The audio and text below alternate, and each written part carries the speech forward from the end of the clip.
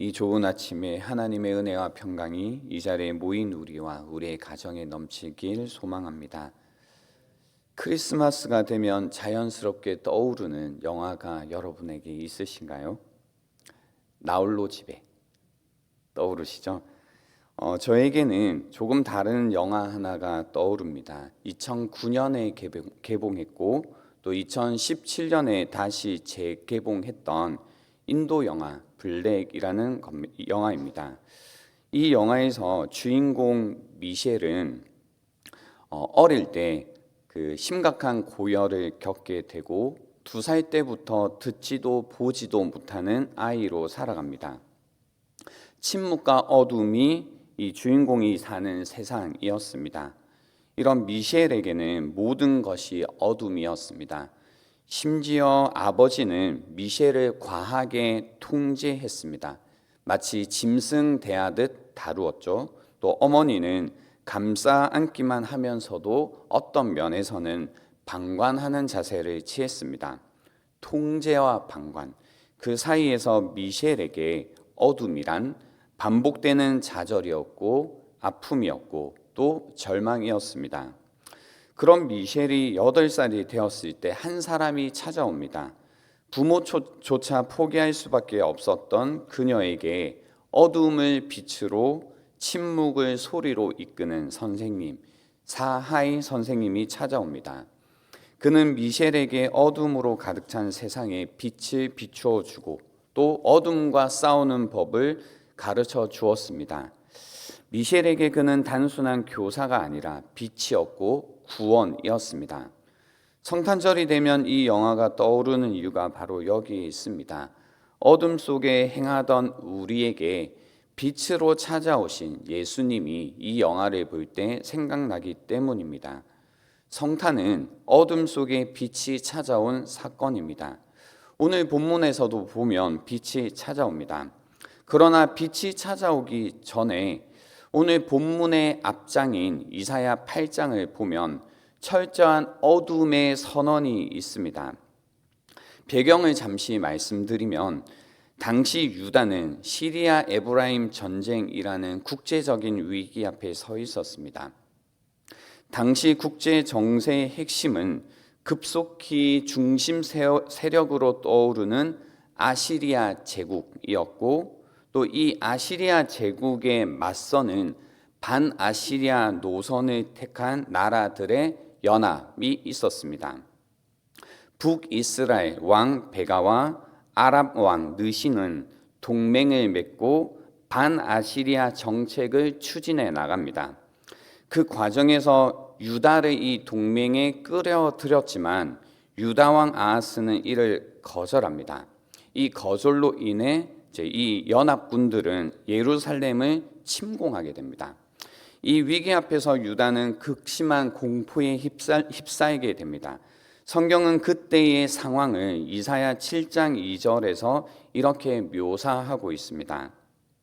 어떤 사람이 다윗의 집에 알려 이르되 아람이 에브라임과 동맹하였다 하였으므로 왕의 마음과 그의 백성의 마음이 숲이 바람에 흔들림 같이 흔들렸더라.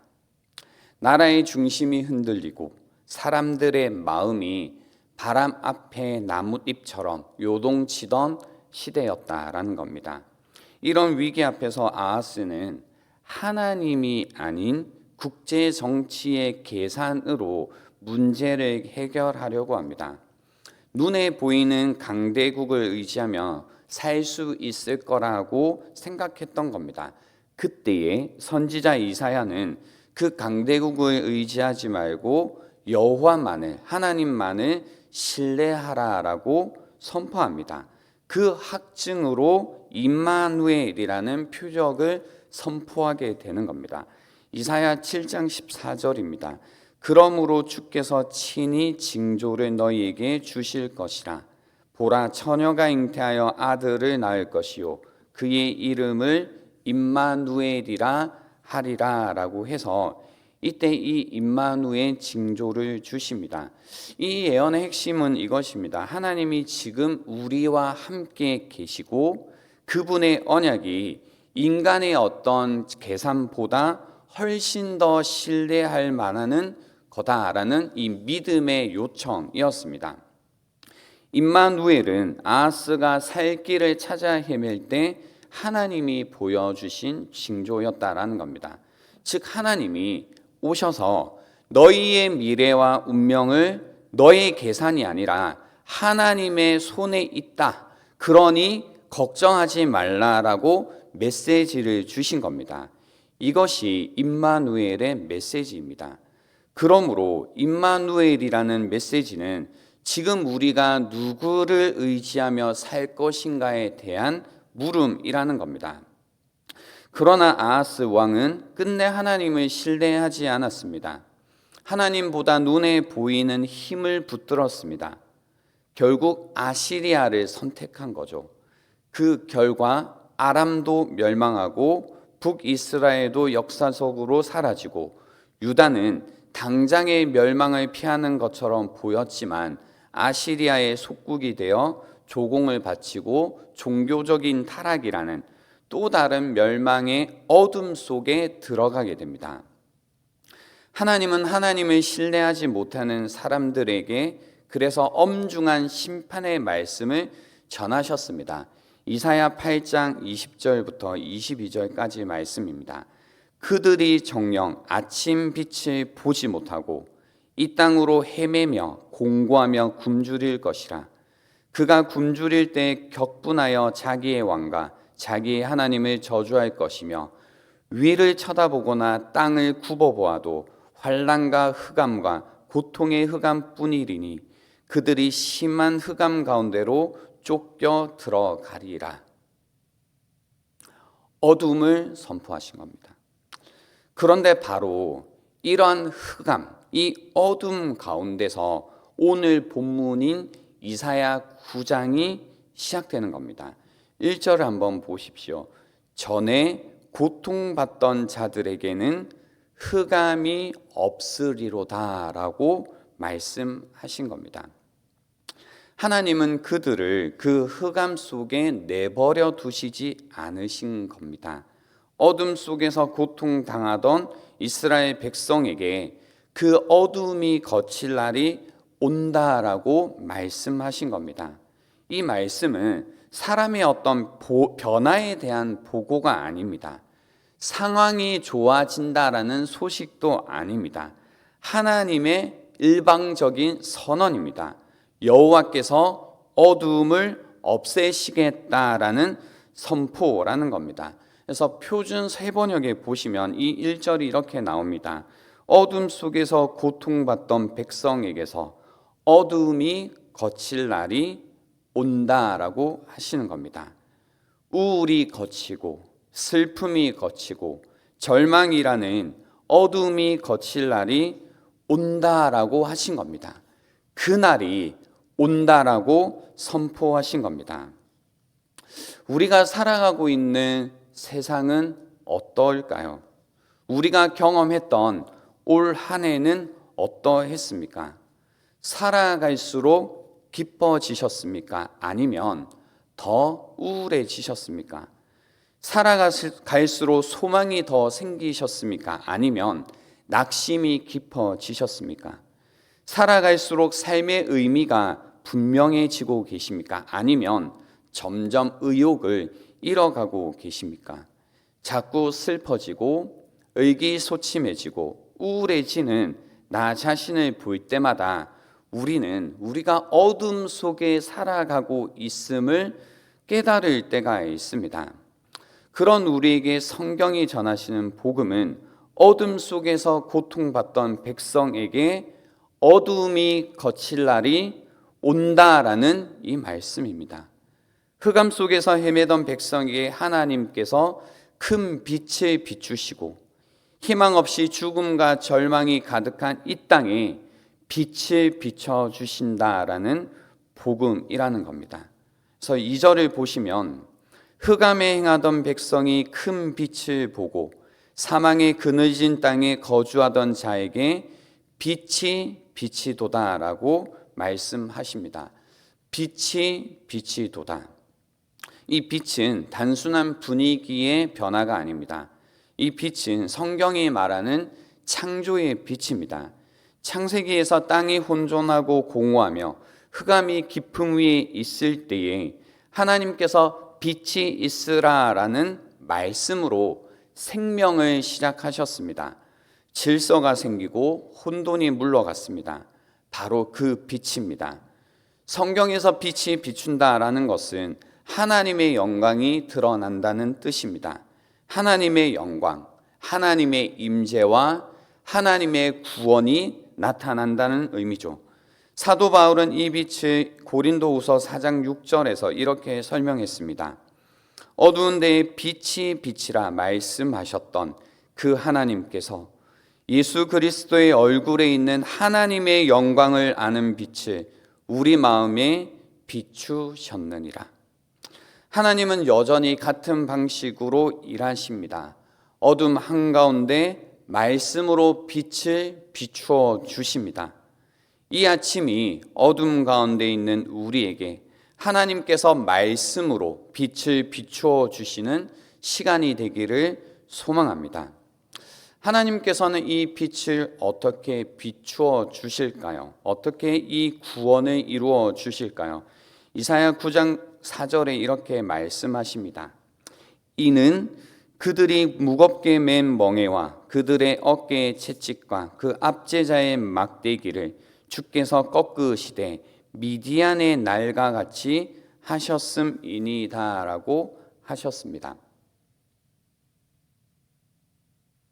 미디안의 날과 같이 하신다라는 표현입니다. 이 표현은 구약에서 하나님이 홀로 행하셨던 구원의 방식을 말합니다. 홀로 일하시는, 홀로 행하시는 구원의 방식을 말합니다. 그래서 기드온 사건을 우리에게 떠올리게 합니다. 하나님은 수만 명의 군대를 사용하지 않으십니다. 겨우 300명을 남기시고 그마저도 칼이 아니라 항아리 속에 감춘 횃불을 들게 하셨습니다. 그리고 그 항아리를 깨트리게 하셔서 어둠 속에서 빛을 드러내십니다. 그 순간 승부는 끝났습니다. 사람의 힘이 아니라 하나님이 홀로 이루신 승리였습니다. 하나님이 이루신다는 거죠. 하나님의 영광은 언제나 이런 방식으로 나타납니다. 하나님이 이루시는 겁니다. 그래서 하나님이 이루신다라는 이 믿음 가운데 소망을 가진 사람들은 삶을 대하는 태도가 다릅니다. 어둠 속에서 살아가는 삶의 방식이 달라집니다. 소망을 가진 사람들은 상황이 아니라 하나님을 바라봅니다. 그 소망은 내가 해낼 수 있다라는 기대가 아니라 하나님이 나를 위하여 이 모든 일을 이루신다라는 그 믿음입니다. 우리가 이 소망을 가질 수 있는 이유는 하나님께서 우리를 위하여 이 모든 것을 하시기 때문입니다. 그래서 어떤 삶의 정황 속에서도 흑암 속에서도 완전히 좌절하지 않는 겁니다. 이 소망은 우리의 가능성에서 시작한 것이 아니라 하나님으로부터 시작된 것이기 때문입니다. 그 하나님이 우리에게 소망을 말씀해 주시고 그 소망을 이루시는 분이 되시기에 우리는 결코 염려할 필요가 없다라는 겁니다. 그 하나님의 구원의 빛을 이 선지자는 하나의 사건으로 예언합니다. 바로 한 아기의 탄생입니다. 6절을 한번 보십시오. 이는 한 아기가 우리에게 낳고 한 아들을 우리에게 주신 바 되었다라고 합니다. 한 아기가 우리에게서 태어난다고 합니다. 하나님 입장에서 한 아들을 우리에게 주신 바 된다라고 합니다. 아기가 태어난다라는 것은 끝이 아니라 시작입니다. 아기는 미래를 뜻합니다. 미래가 열리고 있다라는 선언을 우리에게 하시는 겁니다. 그리고 그의 어깨에는 정사를 메었다라고 합니다. 어깨에서 정사를 메었다라는 것은 우리의 통치자가 될 것이다라는 의미입니다. 그리고 이 우리를 다스리는 통치자가 어떤 분이신지 이어서 설명이 나옵니다. 그의 이름은 기묘자라, 모사라, 전능하신 하나님이라, 영존하시는 아버지라, 평강의 왕이라 할 것임이라 라고 합니다. 기묘자라, 모사라, 하나의 표현입니다. 기묘한 모사라, Wonderful Counselor라는 뜻입니다. 기묘한 지혜로 우리의 삶을 이끄시고 모든 상황 위에 계신 전능하신 하나님이시고 시간을 초월해서 우리를 붙드시는 영존하시는 영원하신 아버지가 되시고 혼란 가운데 참된 안식을 주시는 평강의 왕이시다라는 선언입니다. 7절에 그래서 이렇게 마칩니다. 그 정사와 평강의 더함이 무궁하며 또 다윗의 왕자와 그의 나라에 군림하여 그 나라를 굳게 세우고 지금 이후로 영원히 정의와 공의로 그것을 보존하실 것이라. 만군의 여호와의 열심히 이를 이루시리라 라고 말씀하셨습니다. 우리에게 태어나신 한 아기, 우리에게 주신 아들 예수 그리스도, 우리와 함께 하시는 하나님께서 우리의 어둠 가운데 빛을 비추십니다. 우리의 갈등을 샬롬으로, 우리의 상실을 풍요로, 우리의 절망을 기쁨으로, 소망으로 바꾸시기 위해 이 땅에 오셨다라는 것이 성탄절이 우리에게 전하는 메시지입니다.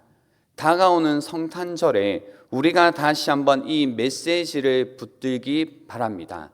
우리와 함께 하시는 그 하나님으로 인하여서 우리가 어떤 어둠 가운데 있든지 흑암 가운데 있든지 절망 가운데 있든지 슬픔 가운데 있든지 다시 한번 우리를 위해 일하시는 그 하나님의 열심으로 말미암아 다시 한번 소망을 갖고 그 하나님을 바라보는 시간이 되기를 바랍니다. 이 시간 들은